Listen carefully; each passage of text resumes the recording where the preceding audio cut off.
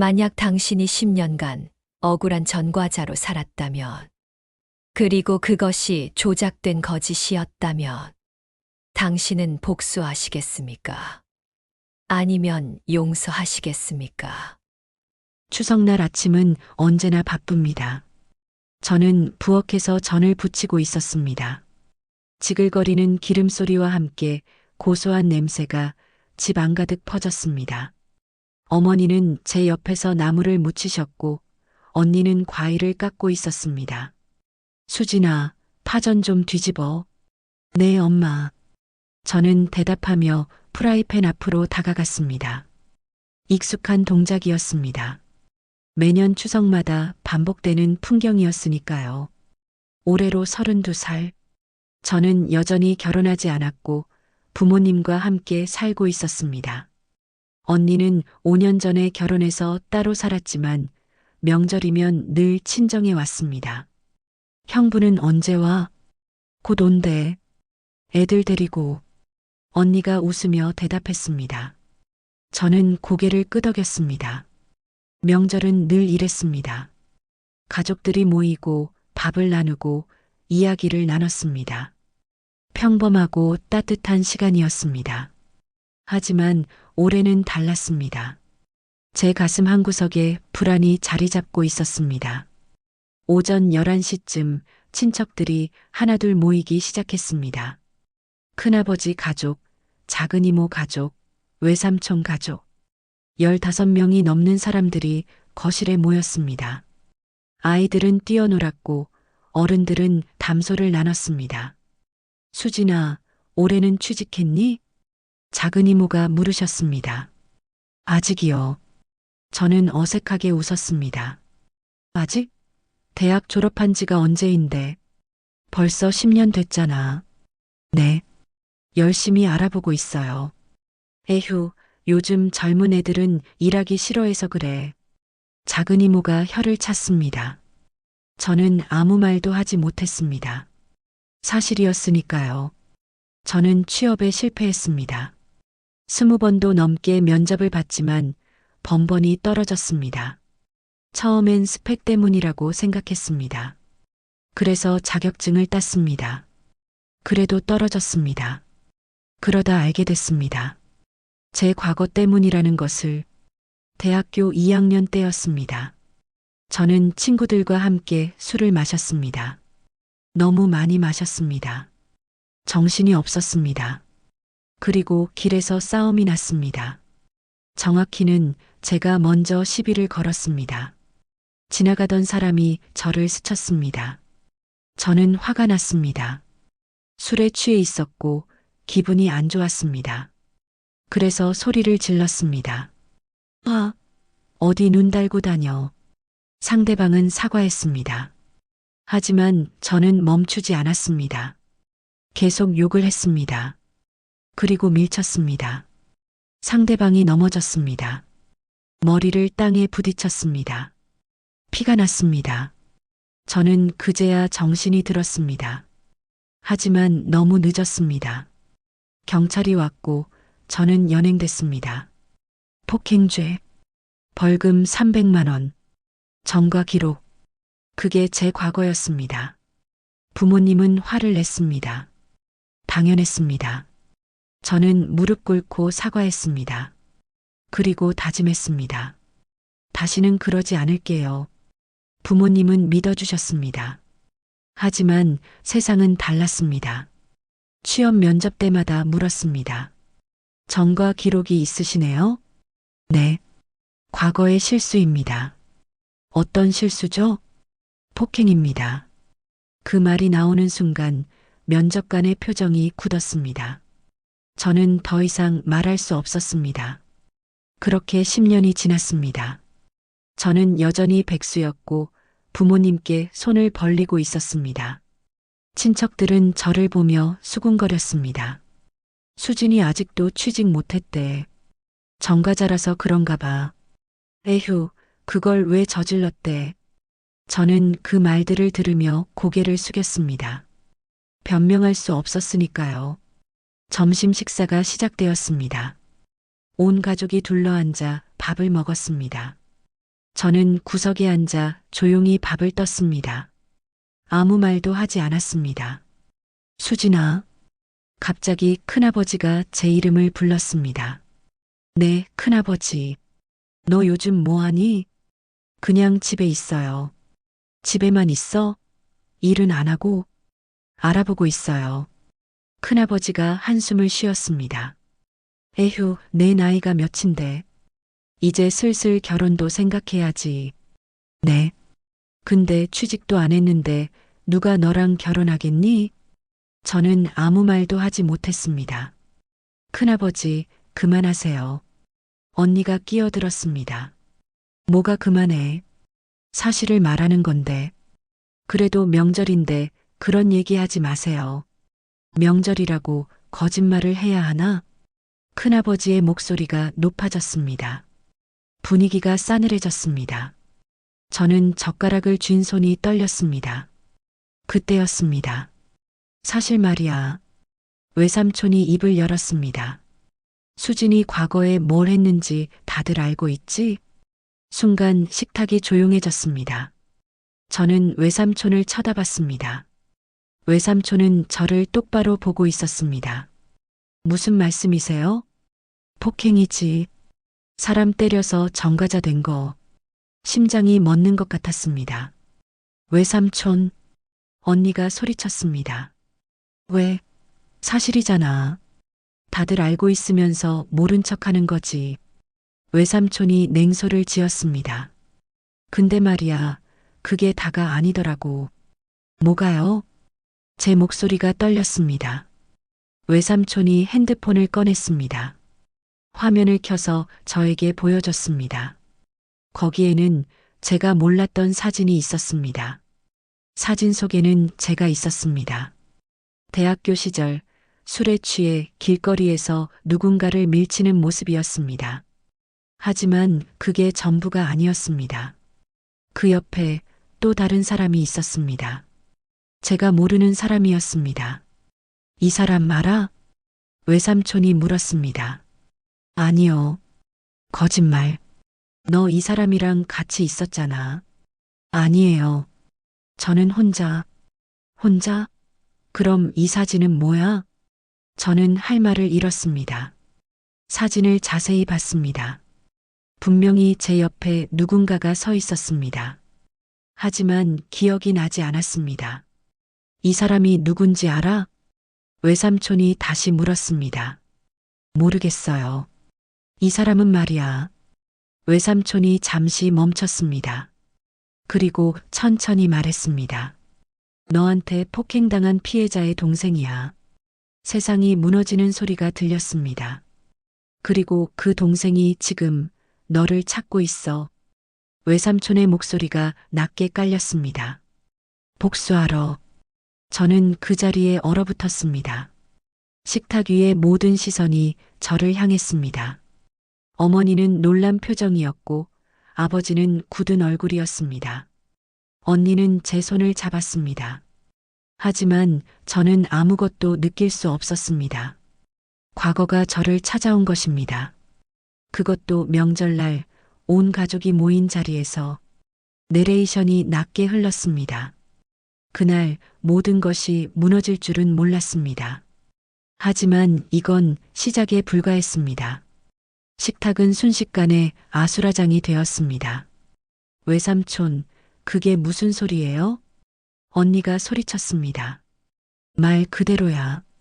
수진이가 때린 사람, 그 동생이 복수하려고 수진이를 찾고 있어. 그럴 리가 없어요. 그때 합의 다 했잖아요. 합의? 돈 주고 끝났다고 생각해? 피해자는 그 사건으로 뇌진탕 왔어. 후유증 때문에 지금도 고생한다고. 저는 숨이 막혔습니다. 그건 제가 몰랐어요. 몰랐다고? 사람 때려놓고 몰랐다고? 외삼촌의 목소리가 날카로워졌습니다. 어머니가 제 어깨를 잡았습니다. 수진아, 이게 무슨 일이니? 엄마, 저는 정말 몰랐어요. 그때 제가 술에 취해서 술 때문에 사람을 때렸다고? 아버지의 목소리가 낮게 깔렸습니다. 저는 고개를 들 수 없었습니다. 그래서 말인데 외삼촌이 다시 입을 열었습니다. 그 동생이 수진이를 찾고 있어. 그런데 말이야. 외삼촌이 잠시 멈췄습니다. 핸드폰을 다시 꺼냈습니다. 이 사람 보통 사람이 아니야.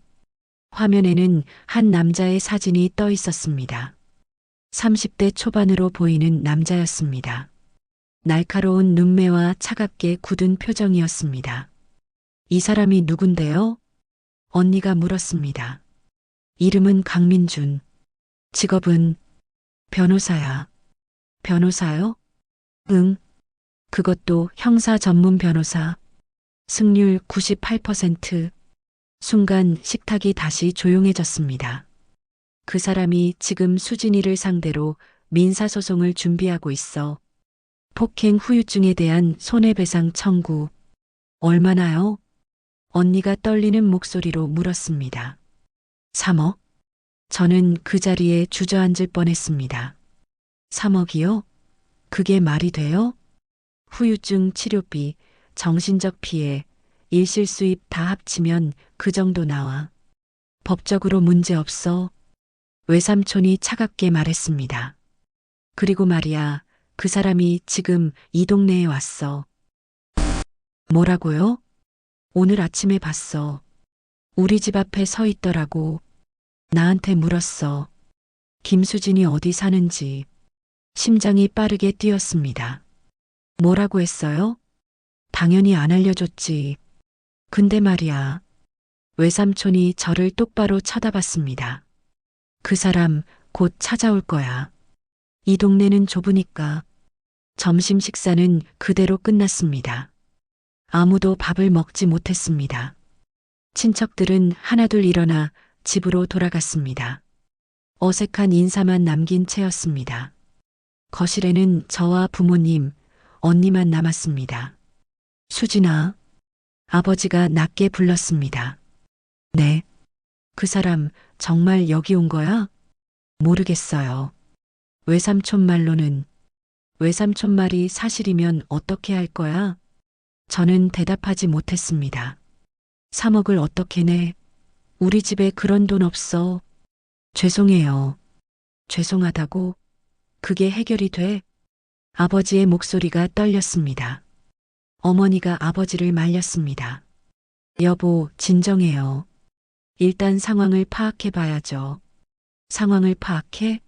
변호사가 소송 준비하고 있다는데 뭘 더 파악해? 그래도 나는 이제 못 봐주겠어. 수진이가 알아서 해결해. 아버지가 방으로 들어가 버렸습니다. 저는 그 자리에 멍하니 서 있었습니다. 언니가 제 손을 잡았습니다. 수진아, 괜찮아? 언니, 일단 진정하고 우리 대책을 세워보자. 무슨 대책이요? 저는 이제 끝났어요. 그런 소리 하지 마. 아직 아무것도 끝난 거 아니야. 3억이요, 언니. 3억을 어떻게 내요? 저는 울음이 터져 나왔습니다. 제가 10년 동안 백수로 지냈는데 그 돈을 어떻게 마련해요? 수진아. 그리고 그 사람이 정말로 여기 왔다면 곧 저를 찾아올 거예요. 언니가 저를 꼭 안았습니다. 괜찮아. 언니가 도와줄게. 어떻게요? 일단 변호사 선임해야지. 우리도 대응해야 해. 변호사요? 그것도 돈이잖아요. 내가 알아볼게. 아는 사람 있어. 언니가 핸드폰을 꺼냈습니다. 그날 밤 저는 잠을 이룰 수 없었습니다. 창밖을 바라봤습니다. 달이 밝았습니다. 추석 보름달이었습니다. 핸드폰에 메시지가 왔습니다. 김수진 씨 만나서 이야기합시다. 모르는 번호였습니다. 손이 떨렸습니다. 당신이 10년 전에 한 일 기억하시나요? 심장이 쿵쾅거렸습니다. 저는 기억합니다. 제 형이 당한 일을. 강민준, 피해자의 동생. 그가 저를 찾아낸 것입니다. 내일 오후 2시 우리 집 앞 카페에서 봅시다. 안 나오면 바로 소송 진행합니다. 저는 핸드폰을 놓았습니다. 숨이 막혔습니다. 도망칠 수 없었습니다. 다음 날 아침 저는 일찍 일어났습니다. 어머니가 부엌에 계셨습니다. 엄마, 수진아, 저 오늘 나가봐야 해요. 어디? 그 사람 만나러요. 어머니의 얼굴이 굳었습니다. 혼자? 언니가 같이 가준대요. 조심해라. 그 사람 변호사라며? 네. 말 조심하고 괜한 약속하지 마. 알겠어요. 저는 집을 나섰습니다. 언니가 밖에서 기다리고 있었습니다. 준비됐어? 아니요. 괜찮아. 내가 있잖아. 우리는 카페로 향했습니다. 카페 앞에 도착했습니다. 문을 열고 들어가니 구석자리에 한 남자가 앉아 있었습니다. 사진에서 본 그 남자였습니다. 강민준. 그는 저를 보자마자 일어났습니다. 김수진 씨? 네. 앉으세요. 저는 떨리는 다리로 자리에 앉았습니다. 언니가 제 옆에 앉았습니다. 강민준이 저를 빤히 쳐다봤습니다. 10년 만이네요. 죄송합니다. 죄송하다고요? 그의 목소리가 차가워졌습니다. 제 형은 당신 때문에 10년 동안 고생했어요. 제가 정말 미안하게 생각해요. 미안하다고 끝나는 게 아니죠. 알아요. 그래서 제가 3억 내실 수 있어요? 저는 말문이 막혔습니다. 없어요. 그럼 어떻게 할 건데요? 저는 지금 일도 없고, 알아요. 백수시죠? 10년 동안 강민준이 냉소를 지었습니다. 정과자라서 취직도 못하시죠? 네. 자업자득 아닌가요? 저는 고개를 들 수 없었습니다. 언니가 끼어들었습니다. 저기요, 너무 심하신 거 아닌가요? 심하다고요? 강민준이 언니를 쳐다봤습니다. 제 형이 당한 게 더 심하죠. 뇌진탕으로 병원에 3개월 입원했어요. 지금도 두통 때문에 약 먹어요. 직장도 잃었어요. 그리고 정신적 피해는요? 밤마다 악몽 꾸는 거, 사람들 무서워하는 거. 그건 어떻게 보상하죠? 언니가 말을 잃었습니다. 강민준이 서류를 꺼냈습니다. 이게 소송 준비 서류예요. 내일 법원에 제출하려고 했는데 그가 잠시 멈췄습니다. 김수진 씨, 마지막으로 기회 드릴게요. 뭐죠? 3억은 무리라는 거 알아요. 그래서 제안해요. 무슨 제안이요? 강민준이 저를 똑바로 쳐다봤습니다. 제 밑에서 일하세요. 네. 제 로펌에서 일해요. 3년 동안. 월급은 안 드릴게요. 대신 3억을 탕감해 드리죠. 저는 귀를 의심했습니다. 그게 무슨 소리예요? 말 그대로예요. 3년 동안 공짜로 일하면 빚을 없애드린다는 거죠. 그건 아니면 소송하시던가요? 선택은 당신이 하세요. 강민준이 서류를 탁자 위에 놓았습니다. 내일까지 답 주세요. 안 그러면 법정에서 봅시다. 그는 자리에서 일어나 카페를 나갔습니다. 저는 멍하니 서류를 내려다봤습니다. 노예계약서. 그게 제 눈에 들어온 첫 단어였습니다. 내레이션이 낮게 흘렀습니다. 그날 저는 알았습니다. 과거는 결코 끝나지 않는다는 것을, 그리고 제가 치러야 할 대가가 이제 막 시작되었다는 것을. 식탁은 순식간에 아수라장이 되었습니다. 외삼촌, 그게 무슨 소리예요? 언니가 소리쳤습니다. 말 그대로야. 수진이가 때린 사람, 그 동생이 복수하려고 수진이를 찾고 있어. 그럴 리가 없어요. 그때 합의 다 했잖아요. 합의? 돈 주고 끝났다고 생각해? 피해자는 그 사건으로 뇌진탕 왔어.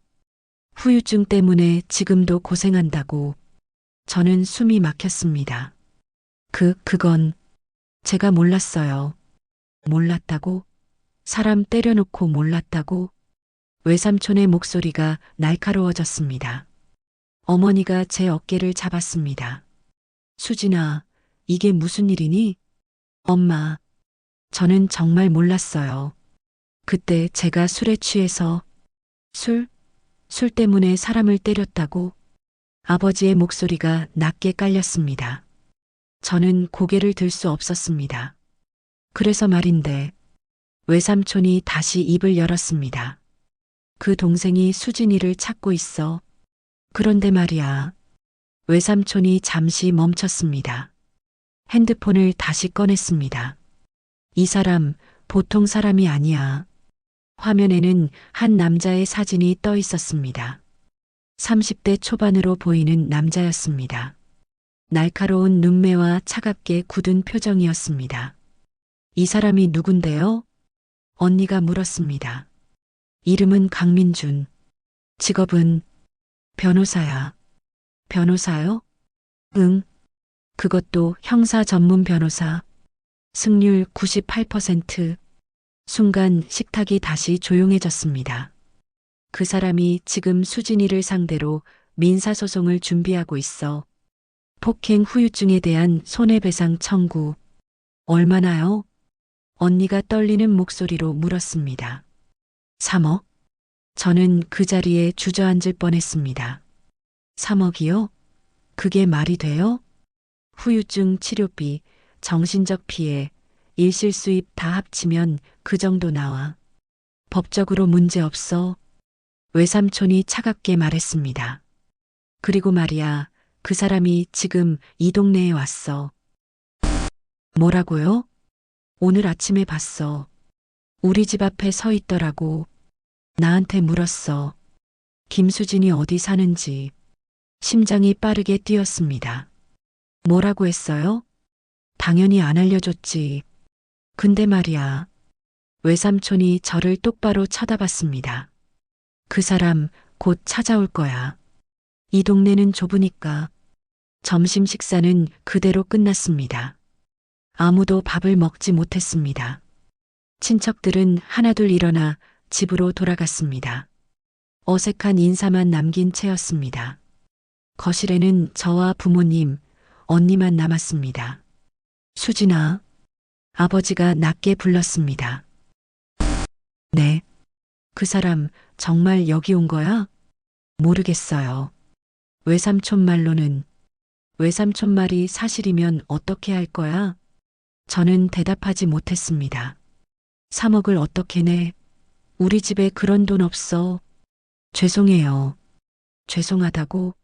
그게 해결이 돼? 아버지의 목소리가 떨렸습니다. 어머니가 아버지를 말렸습니다. 여보, 진정해요. 일단 상황을 파악해 봐야죠. 상황을 파악해? 변호사가 소송 준비하고 있다는데 뭘 더 파악해? 그래도 나는 이제 못 봐주겠어. 수진이가 알아서 해결해.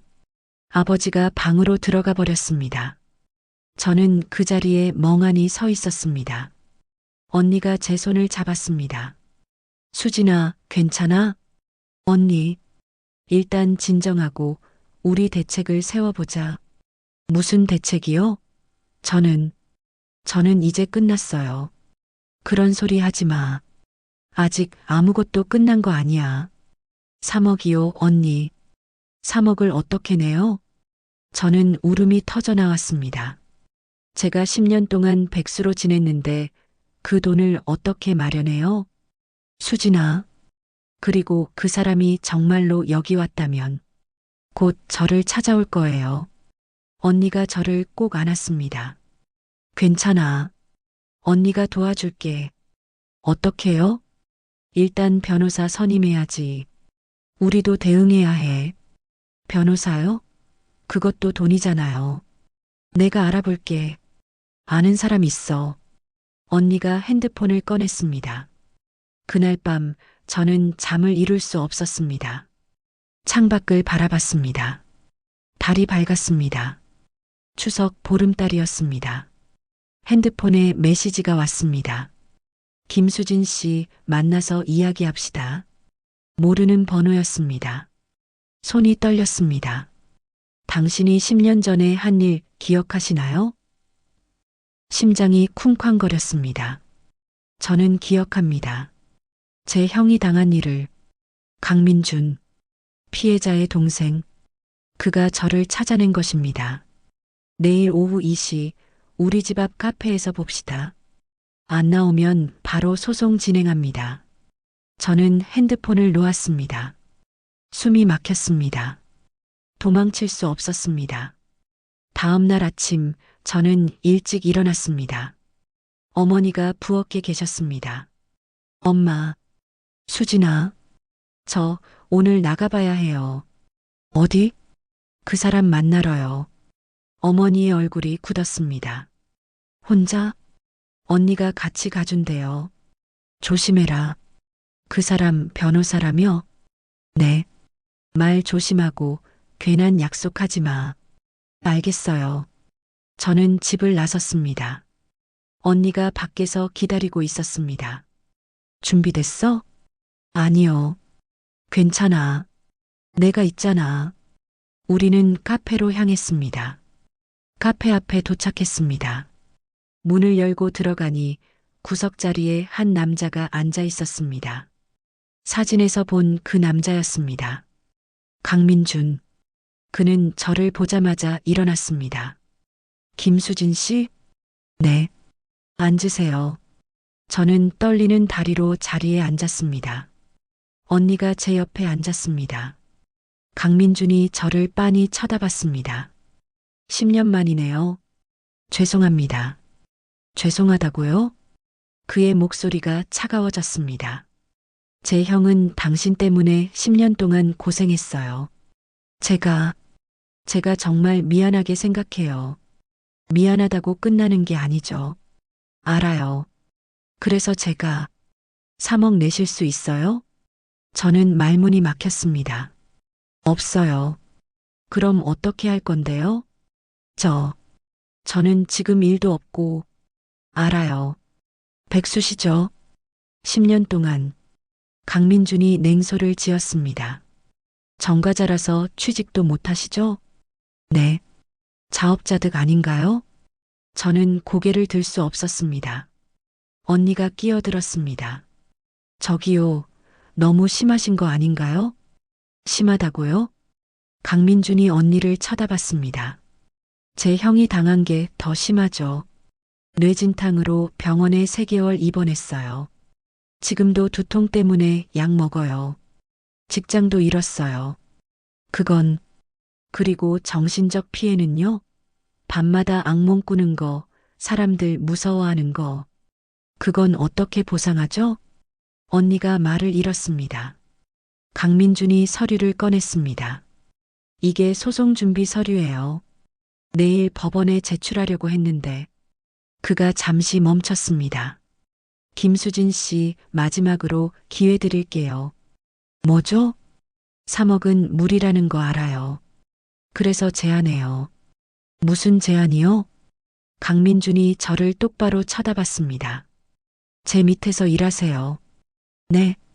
제 로펌에서 일해요. 3년 동안. 월급은 안 드릴게요. 대신 3억을 탕감해 드리죠. 저는 귀를 의심했습니다. 그게 무슨 소리예요? 말 그대로예요. 3년 동안 공짜로 일하면 빚을 없애드린다는 거죠. 그건 아니면 소송하시던가요? 선택은 당신이 하세요. 강민준이 서류를 탁자 위에 놓았습니다. 내일까지 답 주세요. 안 그러면 법정에서 봅시다. 그는 자리에서 일어나 카페를 나갔습니다. 저는 멍하니 서류를 내려다봤습니다. 노예계약서. 그게 제 눈에 들어온 첫 단어였습니다. 내레이션이 낮게 흘렀습니다. 그날 저는 알았습니다. 과거는 결코 끝나지 않는다는 것을, 그리고 제가 치러야 할 대가가 이제 막 시작되었다는 것을. 집으로 돌아오는 길은 침묵으로 가득했습니다. 언니는 운전하며 아무 말도 하지 않았습니다. 저도 입을 열 수 없었습니다. 머릿속이 복잡했습니다. 3년 동안 공짜로 일하기, 아니면 3억을 내기. 선택지는 두 개였지만 사실상 하나였습니다. 돈이 없었으니까요. 수진아, 언니가 먼저 입을 열었습니다. 응, 그거 하지 마. 뭘? 그 제안 받지 마. 왜? 그건 노예 계약이야. 3년 동안 월급도 없이 일한다고? 말이 돼? 하지만 언니, 다른 방법이 없잖아. 있어. 우리 변호사 선임해서 싸우면 돼. 저는 고개를 저었습니다. 언니 상대는 변호사야. 그것도 승률 98% 변호사. 우리가 이길 수 있을 것 같아? 그리고 소송 비용은? 그것도 돈이잖아.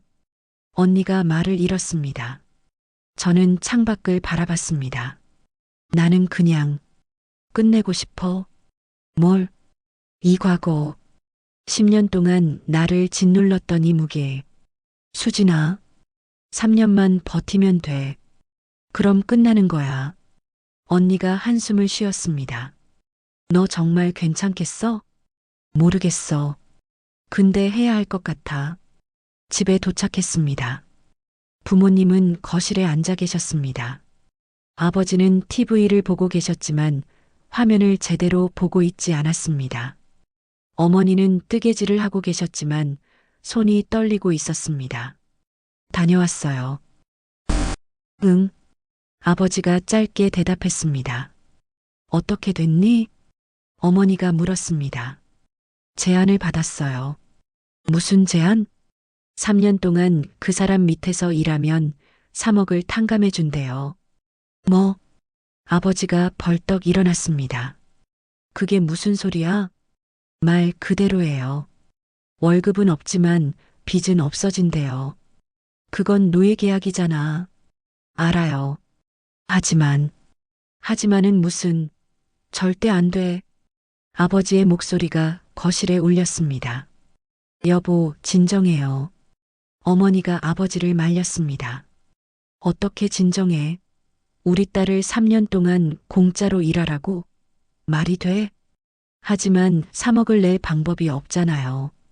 그럼 집을 팔아야지. 순간 모두가 멈췄습니다. 뭐라고요?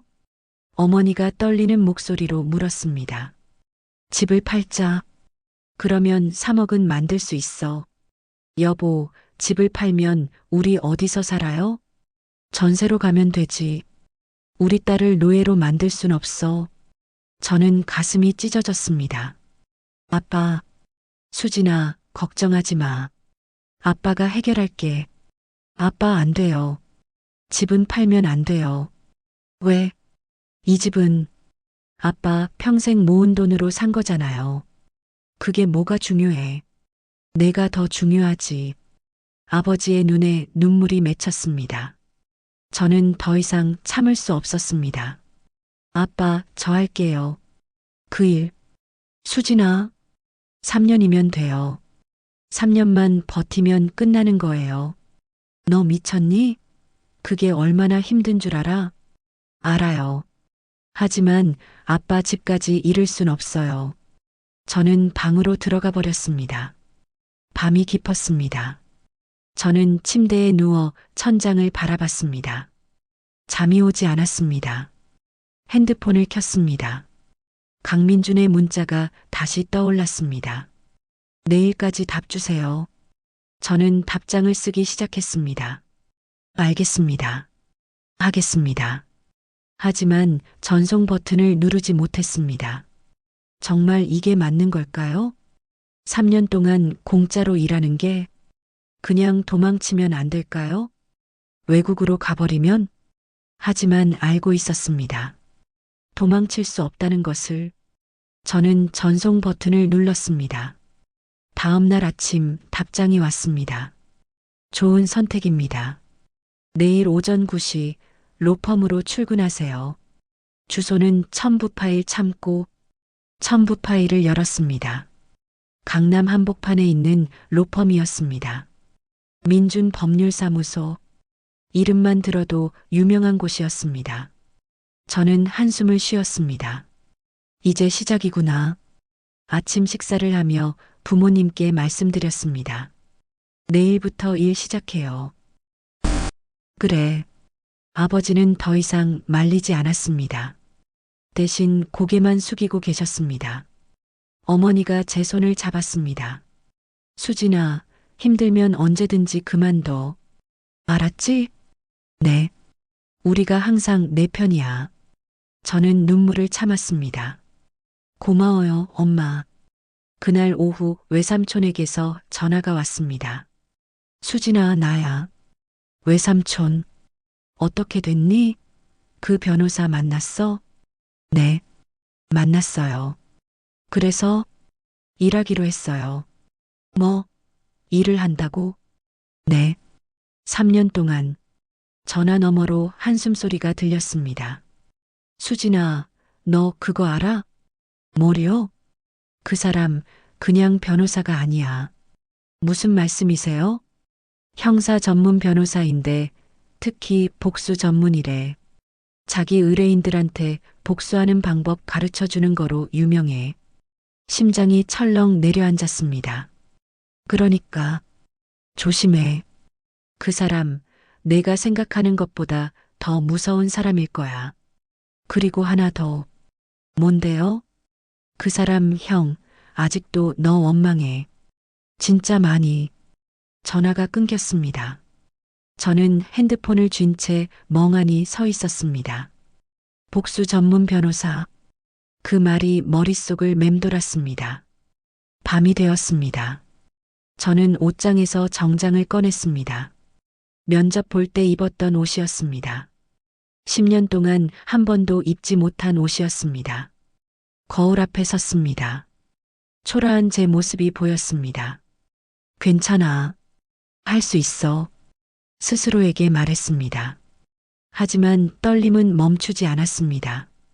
다음 날 아침, 저는 일찍 일어나 준비했습니다. 정장을 입고 머리를 묶고 가방을 챙겼습니다.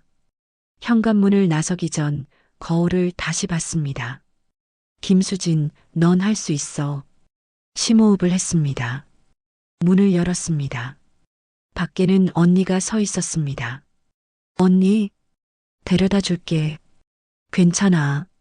지하철. 아니야. 첫 출근인데 내가 데려다 줘야지. 언니가 웃었습니다. 우리는 차에 탔습니다. 강남에 도착했습니다. 높은 빌딩이 즐비했습니다. 그 중 하나가 민준 법률사무소였습니다. 여기서 내려. 응. 저는 차에서 내렸습니다. 빌딩을 올려다봤습니다. 30층 건물이었습니다. 수진아. 언니가 창문을 내리고 불렀습니다. 힘들면 언제든지 전화해. 응. 저는 손을 흔들었습니다. 언니의 차가 떠나갔습니다. 저는 혼자 남았습니다. 심호흡을 했습니다. 이제 시작이야. 빌딩 안으로 들어갔습니다. 엘리베이터를 탔습니다. 15층 버튼을 눌렀습니다. 엘리베이터가 올라갔습니다. 문이 열렸습니다. 민준 법률사무소. 간판이 보였습니다. 저는 한 걸음 내디뎠습니다. 문을 열었습니다. 안에는 깔끔한 사무실이 펼쳐져 있었습니다. 직원들이 바쁘게 움직이고 있었습니다. 어서 오세요. 리셉션 직원이 웃으며 말했습니다. 저, 김수진이라고 하는데요. 아, 김수진 씨. 기다리고 있었어요. 이쪽으로 오세요. 직원이 안내했습니다. 복도를 지나 한방 앞에 섰습니다. 대표 변호사실. 문이 열렸습니다. 안에 강민준이 앉아 있었습니다. 왔군요. 그가 저를 쳐다봤습니다. 차갑고 날카로운 눈빛이었습니다. 앉으세요. 저는 떨리는 다리로 의자에 앉았습니다. 강민준이 서류를 꺼냈습니다. 이게 계약서예요. 읽어보고 사인하세요. 서류를 받아들었습니다. 첫 페이지를 펼쳤습니다. 근무기간 3년. 급여 없음.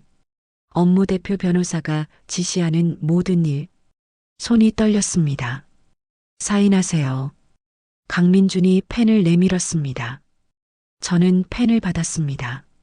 이게 진짜 맞는 걸까? 하지만 선택의 여지는 없었습니다. 저는 사인했습니다. 강민준이 서류를 회수했습니다. 좋아요. 이제부터 당신은 제 밑에서 일하는 겁니다. 네. 첫 업무 드릴게요. 뭔데요?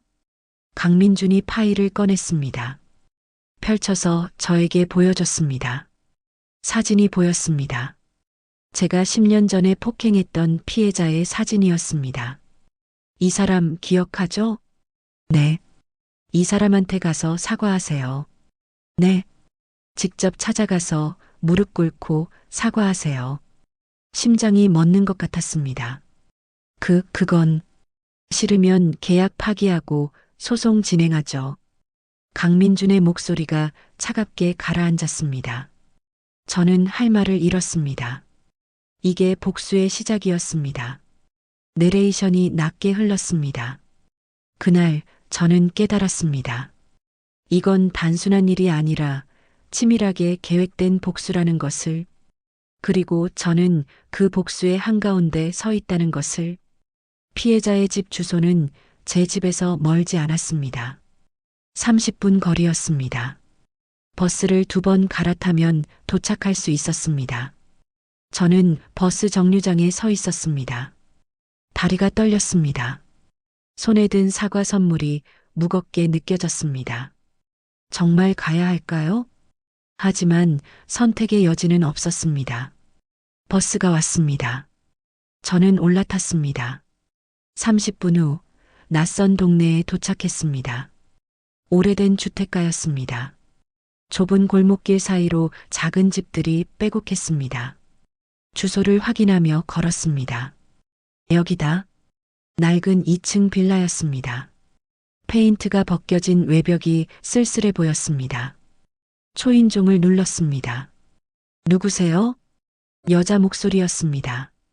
저, 김수진이라고 합니다. 강민준 변호사님이. 문이 열렸습니다. 30대 중반으로 보이는 여자가 나왔습니다. 피곤한 얼굴이었습니다. 당신이? 네. 죄송합니다. 그때, 들어오세요. 여자가 문을 열어줬습니다. 저는 조심스럽게 안으로 들어갔습니다. 좁은 거실이었습니다. 소파도 낡았고 TV도 오래된 것이었습니다. 방 한쪽에는 휠체어가 놓여 있었습니다. 앉으세요. 감사합니다.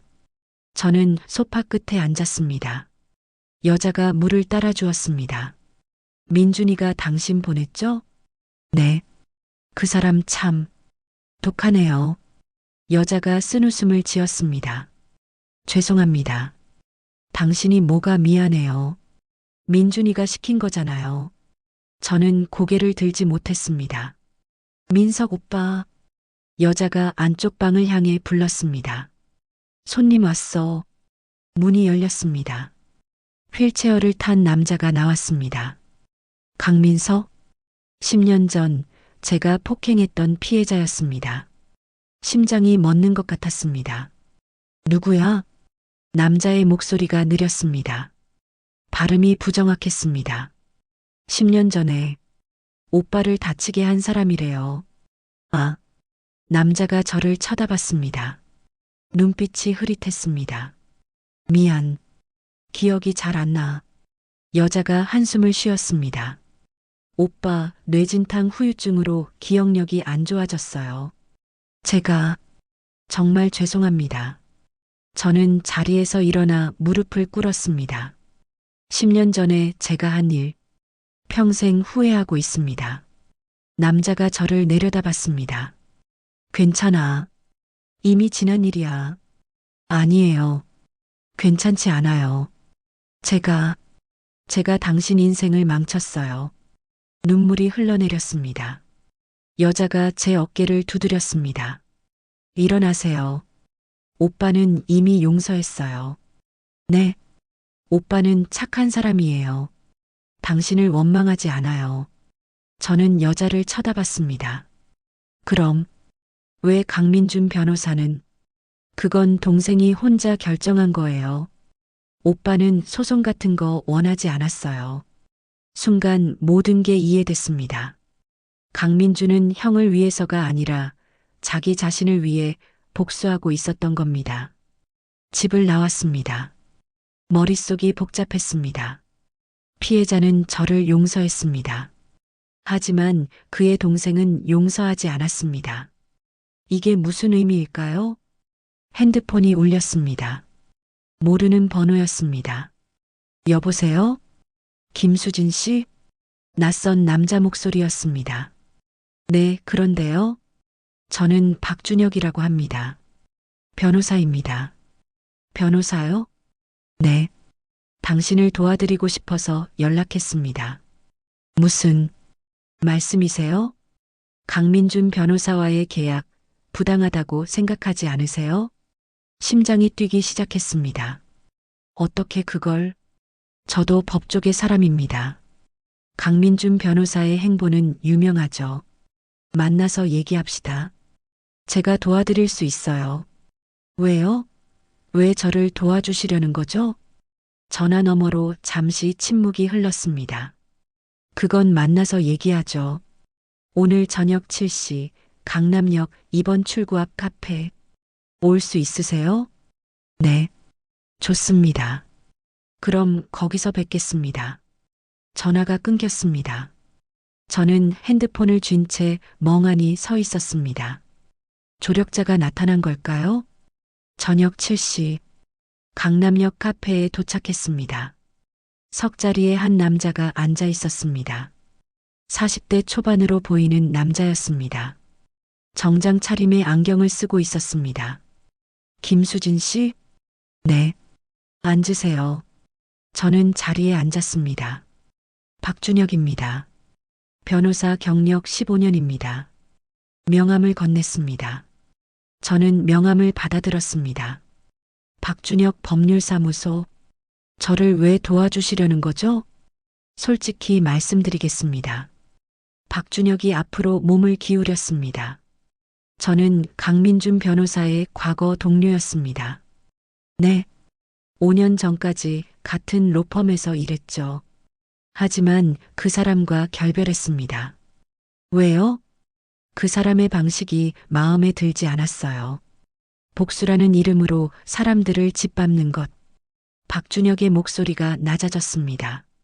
당신이 처음이 아니에요. 그 사람은 이미 여러 명을 이런 식으로 이용했습니다. 그게 무슨 말씀이세요? 강민준 변호사는 피해자, 가족들을 이용해요. 그들의 분노를 이용해서 가해자를 짓밟죠.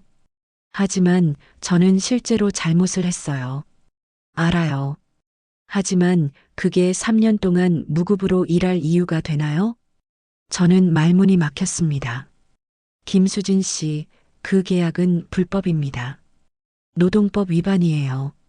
정말요? 네. 저와 함께 법적 대응을 하면 그 계약을 무효화할 수 있어요. 희망이 보이기 시작했습니다. 하지만 뭐가 걱정되세요? 소송은요? 3억 소송은 어떻게 되는 거죠? 박준혁이 웃었습니다. 그것도 해결할 수 있어요. 제가 증거를 찾았거든요. 증거요? 박준혁이 태블릿을 꺼냈습니다. 화면을 켜서 저에게 보여줬습니다. 이게 뭐예요? 강민준 변호사의 과거 사건 기록입니다. 화면에는 여러 사건 파일이 나열되어 있었습니다. 이 사건들 전부 같은 패턴이에요. 피해자를 이용해서 가해자를 노예처럼 부리는 것. 그리고 여기 박준혁이 한 파일을 열었습니다. 이 사건은 2년 전 건데 가해자가 결국 자살했어요. 뭐라고요? 3년 동안 견디지 못하고 스스로 목숨을 끊었습니다. 손이 떨렸습니다. 그리고 말이죠. 박준혁이 다른 파일을 열었습니다. 강민준 변호사의 형, 강민석 씨. 그 사람은 실제로 당신만 폭행당한 게 아니에요. 네. 그날 강민석 씨는 술에 취해 먼저 시비를 걸었어요. 당신이 방어한 거죠. 하지만 제가 밀었어요. CCTV 영상이 있어요. 여기 화면에 영상이 재생됐습니다. 흐릿한 화질이었지만 분명히 보였습니다. 강민석이 먼저 저에게 달려들었습니다. 저는 밀쳐냈을 뿐이었습니다. 이게 진짜예요? 네. 당시 경찰도 이 영상을 확보했지만 강민준 변호사가 압력을 넣어서 묻혔어요. 어떻게? 그 사람은 검사 출신이에요. 인맥이 많죠. 모든 게 무너졌습니다. 10년 동안 제가 죄책감에 시달렸던 이유가 조작된 진실 때문이었다는 것을. 그럼 당신은 피해자예요. 가해자가 아니라. 박준혁이 제 손을 잡았습니다. 김수진 씨, 저와 함께 싸웁시다. 강민준을 법정에 세웁시다. 눈물이 쏟아졌습니다. 정말 이길 수 있을까요? 이길 수 있어요. 증거가 있으니까. 하지만 상대는 승률 98% 변호사예요. 그럼 우리가 그 2%가 되면 됩니다. 박준혁이 미소 지었습니다. 카페를 나왔습니다. 밤하늘을 올려다봤습니다. 별이 보였습니다. 이제야 모든 게 보이기 시작했습니다. 강민준의 계획, 조작된 진실, 그리고 제가 걸어야 할 길. 핸드폰이 울렸습니다. 강민준이었습니다. 내일 출근 시간 엄수하세요. 그리고 오늘 업무 보고서 작성해서 이메일로 보내세요. 알겠습니다. 전화가 끊겼습니다. 저는 핸드폰을 쥔 채 미소 지었습니다. 이제는 제 차례였습니다. 내레이션이 흘렀습니다. 그날 저는 깨달았습니다. 진실은 언제나 숨겨져 있지만 반드시 드러난다는 것을. 그리고 이제 제가 반격할 시간이라는 것을. 일주일이 지났습니다.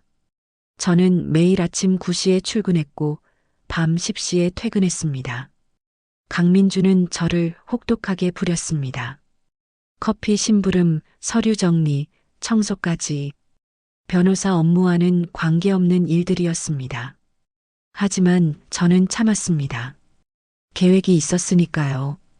박준혁 변호사와 매일 밤 통화했습니다. 증거를 정리하고 소송 준비를 했습니다. 그리고 마침내 준비가 끝났습니다. 내일이에요. 박준혁이 말했습니다. 내일 강민준을 법정에 세웁니다. 정말요? 네. 고소장 제출했어요. 강요죄, 사기죄, 증거인멸죄. 심장이 뛰었습니다. 제가 해야 할 일은요? 내일 로펌에 출근하세요. 평소처럼. 그리고 제가 연락하면 바로 나오세요. 알겠습니다. 전화를 끊었습니다. 저는 침대에 누워 천장을 바라봤습니다. 내일이면 모든 게 끝납니다. 다음 날 아침, 평소처럼 로펌에 출근했습니다. 강민준은 이미 사무실에 있었습니다. 늦었네요. 5분. 죄송합니다. 커피 타오세요. 아메리카노, 얼음 많이. 네. 저는 커피를 타러 갔습니다. 손이 떨렸습니다. 긴장 때문이었습니다. 커피를 들고 돌아왔습니다. 여기 있습니다. 책상에 놔두세요. 강민준은 서류를 보며 말했습니다. 오늘 재판 있어요. 따라오세요. 네. 방청 한번 해보세요. 제가 어떻게 일하는지. 저는 고개를 끄덕였습니다. 계획대로였습니다. 법원에 도착했습니다. 강민준은 자신감 넘치는 걸음으로 법정에 들어갔습니다. 저는 뒤를 따랐습니다. 방청석에 앉았습니다. 재판이 시작되었습니다. 강민준은 역시 실력자였습니다. 상대 변호사를 압도했고 판사도 그의 말에 고개를 끄덕였습니다. 하지만 오늘은 달랐습니다. 재판이 끝나갈 무렵 법정 문이 열렸습니다. 박준혁 변호사가 들어왔습니다. 재판장님, 잠깐만요. 누구십니까? 박준혁 변호사입니다. 긴급 제출할 증거가 있습니다. 강민준의 얼굴이 굳었습니다. 뭐 하는 겁니까? 강민준 변호사, 당신에 대한 고소장이 접수됐습니다. 순간 법정이 술렁였습니다. 무슨 소리예요? 강요죄, 사기죄, 증거인멸죄. 그리고 여기 증거 자료입니다. 박준혁이 태블릿을 판사에게 건넸습니다. 판사가 화면을 확인했습니다. 얼굴이 굳어졌습니다. 이게 사실입니까? 네, 재판장님. 강민준 변호사는 지난 5년간 피해자 가족을 이용해 가해자를 착취했습니다. 말도 안 돼. 강민준이 소리쳤습니다. 증거를 조작한 거죠. 조작이라고요? 박준혁이 웃었습니다. 그럼 이것도 조작인가요? 화면에 영상이 재생됐습니다. 10년 전 그날 밤의 CCTV 영상이었습니다. 강민석이 먼저 저에게 달려드는 모습이 선명하게 보였습니다. 이건 강민준의 얼굴이 창백해졌습니다. 당신은 이 영상을 알고 있었죠. 하지만 숨겼어요. 형을 보호하기 위해. 그리고 김수진 씨를 가해자로 만들어 10년간 괴롭혔어요. 박준혁이 저를 가리켰습니다. 모든 시선이 저를 향했습니다. 저는 자리에서 일어났습니다. 강민준 변호사. 제 목소리가 법정에 울렸습니다. 저는 10년 동안 죄책감에 시달렸어요. 제가 사람을 다치게 했다고 믿었죠. 수진 씨. 하지만 진실은 달랐어요. 저는 방어했을 뿐이에요. 당신 형이 먼저 공격했어요. 강민준이 입을 다물었습니다. 당신은 그 사실을 알고 있었어요. 하지만 저를 이용했죠. 복수라는 이름으로. 나는 형을 위해. 형을 위해서요? 제 목소리가 높아졌습니다. 당신 형은 저를 용서했어요. 당신만 용서하지 않은 거예요. 강민준이 고개를 떨구었습니다. 판사가 망치를 두드렸습니다. 강민준 변호사, 당신은 변호사 자격 정지 처분을 받게 될 것입니다. 그리고 형사처벌 대상입니다. 재판장님, 법정을 모독한 죄 무겁습니다. 강민준이 무릎을 꿇었습니다. 법정 밖으로 나왔습니다. 박준혁이 제 어깨를 두드렸습니다. 수고했어요. 감사합니다. 이제 자유예요. 더 이상 과거에 묶이지 마세요. 네. 박준혁이 떠났습니다. 저는 혼자 법원 계단에 앉았습니다. 끝났습니다. 10년간의 죄책감, 일주일간의 굴욕, 모든 게 끝났습니다. 눈물이 흘러내렸습니다. 하지만 기쁨의 눈물은 아니었습니다. 허탈함이었습니다. 집으로 돌아왔습니다. 부모님이 기다리고 계셨습니다. 수진아, 어머니가 달려와 저를 안았습니다. 들었어. 이겼다며? 네. 다행이다. 정말 다행이야. 아버지도 다가오셨습니다. 수진아, 고생했다. 아빠, 이제 다 끝났어. 새로 시작하자. 저는 고개를 끄덕였습니다. 하지만 가슴 한쪽이 여전히 무거웠습니다.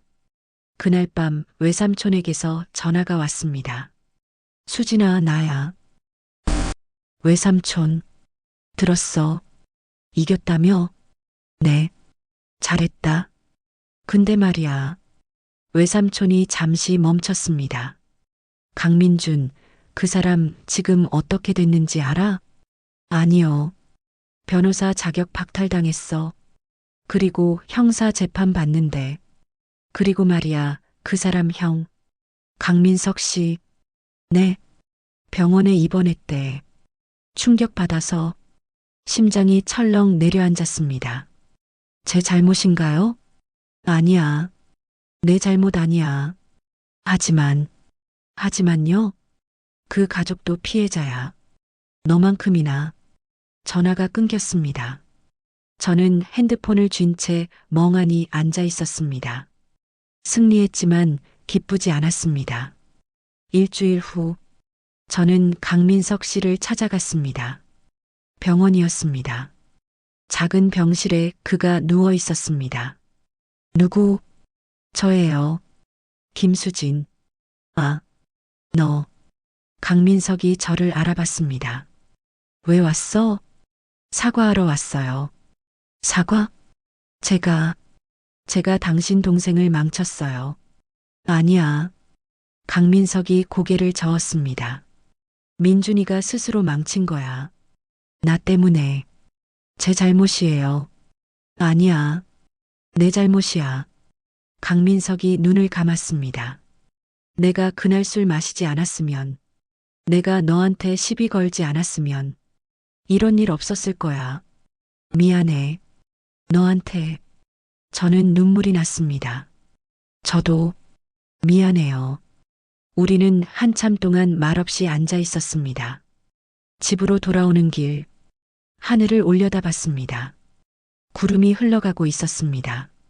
복수는 끝났습니다. 하지만 상처는 남았습니다. 강민준의 상처, 강민석의 상처, 그리고 제 상처. 복수로 모든 게 해결되지 않았습니다. 한 달 후, 저는 새 직장을 구했습니다. 작은 회사였지만 정식 직원이었습니다. 월급도 받았습니다. 명절이 다가왔습니다. 추석이었습니다. 다시 가족들이 모였습니다.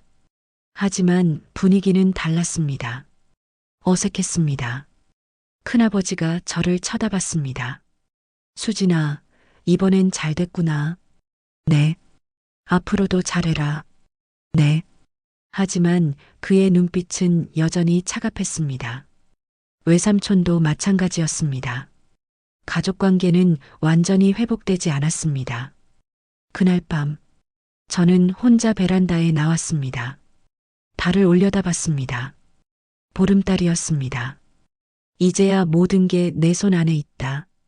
저는 스스로에게 말했습니다. 하지만 손은 여전히 비어 있었습니다. 승리했지만 잃은 것도 많았습니다. 가족의 신뢰, 과거의 평화, 그리고 순수했던 시절. 복수는 끝났습니다. 하지만 상처는 아직 아물지 않았습니다. 저는 달을 보며 독백했습니다. 복수가 끝나면 평화가 올 줄 알았어요. 하지만 그건 착각이었어요. 복수는 새로운 상처를 만들 뿐이었어요. 그래도 저는 후회하지 않아요. 진실을 알게 됐으니까요. 그리고 이제 앞으로 나아갈 수 있으니까요. 내레이션이 조용히 흘렀습니다. 복수는 끝났습니다. 하지만 인생은 계속됩니다. 상처는 남았지만 저는 다시 걸어갑니다. 과거를 뒤로하고 미래를 향해. 당신이라면 어떻게 하셨을까요? 복수를 택하셨을까요? 아니면 용서를 택하셨을까요? 댓글로 알려주세요. 저는 새 회사 책상에 앉아 있었습니다. 컴퓨터 화면을 보며 일하고 있었습니다. 얼굴에 미소가 번졌습니다. 새로운 시작이었습니다. 6개월 후, 강민준에게서 편지가 왔습니다. 김수진 씨, 미안합니다. 제가 잘못했습니다. 용서해 주세요. 저는 편지를 읽고 찢어버렸습니다. 용서는 아직 이릅니다. 하지만 언젠가는 용서할 수 있을지도 모릅니다. 그때까지 저는 제 길을 걷겠습니다.